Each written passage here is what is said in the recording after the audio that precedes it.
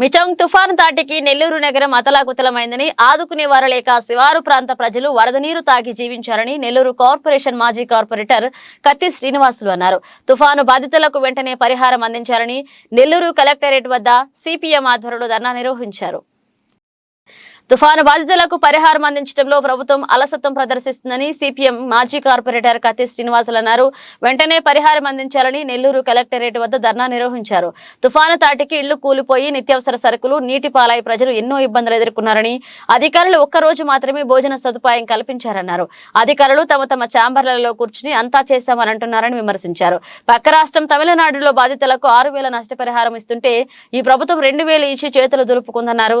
Collector, revenue సిబ్బందితో ఎమ్యునరేషన్ చేయించి సరైన పరిహారం ఇప్పించాలని డిమాండ్ చేశారు.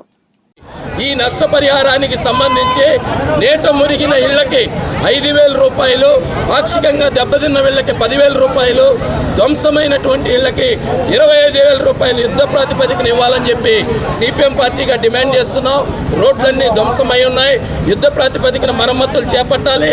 ఇది వర్షాకాలం, చిన్నపాటి వర్షానికి నెల్లూరు నగర నడిబొడ్డు గాంధీ బొమ్మ సెంటర్ కానీ, పొగతోట ప్రాంతం, ట్రంక్ రోడ్ అన్నీ కూడా 3-4 అడుగుల లోతులో నీళ్లు నిలబడతా ఉన్నాయి.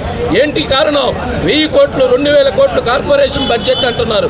ప్రధాన డ్రైనేజీ కాలువలో పూడికి తీసి అవుట్లెట్లు ఏర్పాటు చేసే దిక్కు కూడా లేదా ఈ కార్పొరేషన్కి. ఇదేనా ర్యాంకులు సాధించడం అంటే?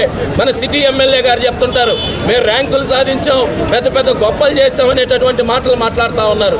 మేము ఒకటే అడుగుతున్నాం, మీ ర్యాంకుల సంగతి, మీ ప్రచారాల సంగతి పక్కన పెట్టి క్షేత్రస్థాయిలో, కింది స్థాయిలో ప్రజలు ఎదుర్కొంటున్న బాధలు చూడండి.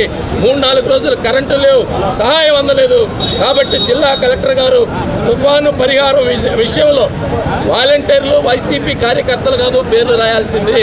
రెవెన్యూ అధికారులు రెన్యూమరేషన్ చేయాలి. నీళ్లున్నప్పుడు వెళ్ళి రెన్యూమరేషన్ చేస్తే బాధితుల బాధలేదో తెలిసేది. ఈరోజు నీళ్లు లేనప్పుడు వాళ్ళందరూ అప్పో చేసుకొని శుభ్రం చేసుకున్నప్పుడు పోయి రాజకీయాలు జోక్యం చేసుకునే విధంగా పరిహారం విషయంలో తీవ్రమైన అన్యాయం చేస్తున్నారు. దీన్ని వెంటనే జిల్లా కలెక్టర్ గారు జోక్యం చేసుకొని అందరికీ కూడా 25 కేజీల బియ్యం సరుకులు ఇవ్వాలి. నేట మునిగిన వాళ్ళకి కానీ నష్టపోయిన వాళ్ళందరికీ సహాయం అందే విధంగా చర్యలు తీసుకోవాలని చెప్పి సిపిఎం పార్టీగా మేము డిమాండ్ చేస్తున్నాం.